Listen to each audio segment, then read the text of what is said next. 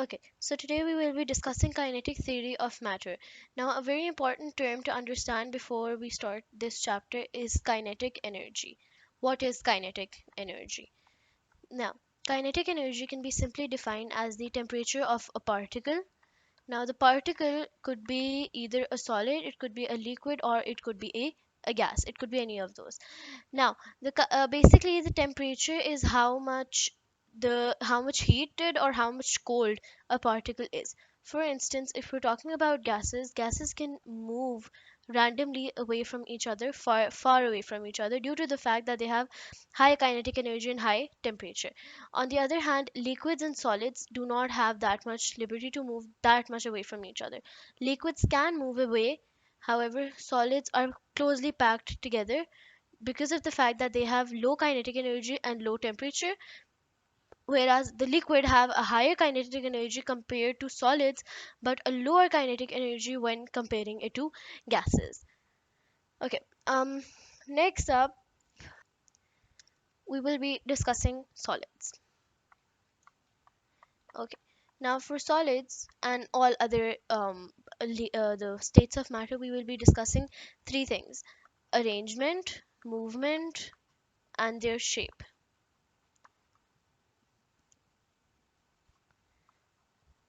Now, for for solids, the particles are closely packed together, something like this. Due to the fact which Due to the fact that they have low kinetic energy and low temperature. Now, because of this, they can only vibrate, they cannot move far from each other, and they cannot even um, do any more further movement other than vibration. Now, if you look at this diagram, you realize that their arrangement is basically for arrangement one could say that they are closely packed together, and also in a they're regularly packed in a regular pattern. Next, their movement. They can Solid particles only have the liberty to vibrate, again due to the fact that they have low kinetic energy. Shape, they have fixed shape. For instance, if we talk about ice will stay in the form of a cube unless melted, or whatever shape it is being frozen in, it will stay in that shape, that particular shape, unless heat is provided to it, kinetic energy, and then the particles will gain kinetic energy from that heat, and then they can change their shape. Until then, till it's the fact that it is a solid, the shape will remain fixed and it will not change. Next, we're going to talk about liquids, which is the second state. Again, if we're talking about the particles inside a liquid, they can move further from each other and they're not in a regular pattern. So, if we're talking about their arrangement, we can say that they're not in a regular pattern, and in addition to that, they can also unlike solids, they're not packed together and they are basically in clusters,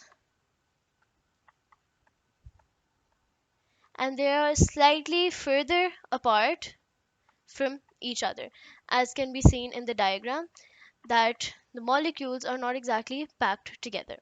For their movement, there can be slight movement, more movement compared to solids. Um, However, they cannot move randomly apart like gases because of low kinetic energy compared to the gases. Shape, the liquid will take a shape of whichever container that it is moved into. So the shape depends completely on the container. For instance, if it is in a jug, it will be the shape of the jug. If it is poured into a glass, the shape will change into the shape of a glass, whatever shape it is, even if it is a circle. Alright, gases on the other hand are the third state of matter. Now, if we talk about gases, gases are extremely high the gases are extremely far from each other and they are in random movement. So if we talk about their arrangement, the arrangement of gases, it can easily be said that the gases are very far apart from each other. They do not have a regular pattern. They're not regularly arranged at all.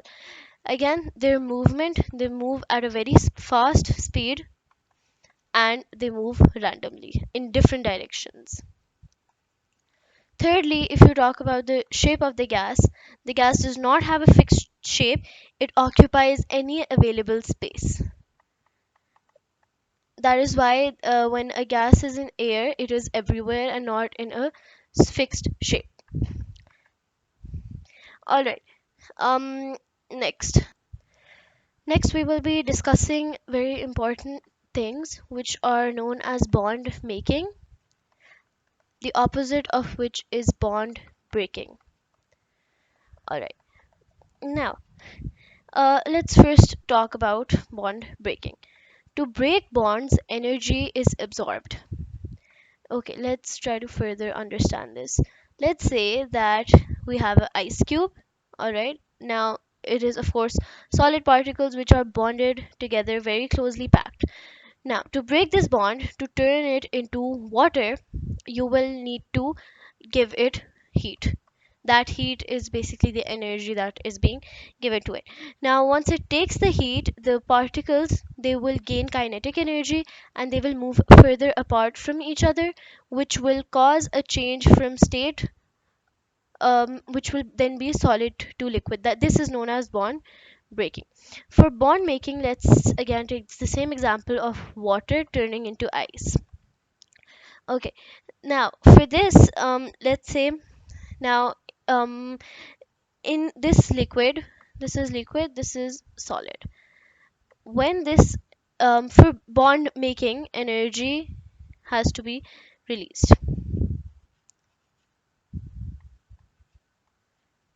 Okay. The liquid here, it will release energy. Once it releases energy, it will release its kinetic energy. It will have a lower temperature, and then it will become a solid. Similarly, gases, they also release their energy to form into liquids. This is basically known as a exothermic reaction. Exothermic is in which heat is released, and in which heat is absorbed, it is known as a endothermic reaction. So basically in an endothermic reaction, heat is absorbed, whereas in an exothermic reaction, heat is released. Next, we will be discussing the Brownian motion. Now, the Brownian motion is important to be able to understand how gases work, how the basically it is proof that particles do move. Now, if you observe under a microscope, let's say you keep some smoke particles and it is observed under a microscope, it will be seen clearly that the smoke particle is going to move and it is going to change its direction. Now, this is due to the fact that the smoke particle is being bombarded by air molecules, which is again proof of the fact that air molecules or gas molecules, they move in constant random direction. Now these are smoke particles, which is why they can be seen under a microscope, because they have a smoky color. Now, so basically this is proof of the fact that gases move in constant random motion, and they bombard with anything that comes in their way, which is basically everything that is on this earth or on the surface of the earth. The this is the movement of the particles can be observed. It will not only move in, it will move in every specific direction, and that will be seen in the under the microscope. This can also be used to see the fact that gas molecules have a high speed, which is why the smoke particles are also being displaced from their places at a high speed themselves. I hope this video has helped you, and thank you so much for watching. Also, the volume and the pressure relation, it will be discussed in my next video, which is regarding to the Charles law. That will be discussed in my next video, so stay tuned and please comment below if you have any questions, and do like, share and subscribe. Thank you so much for watching.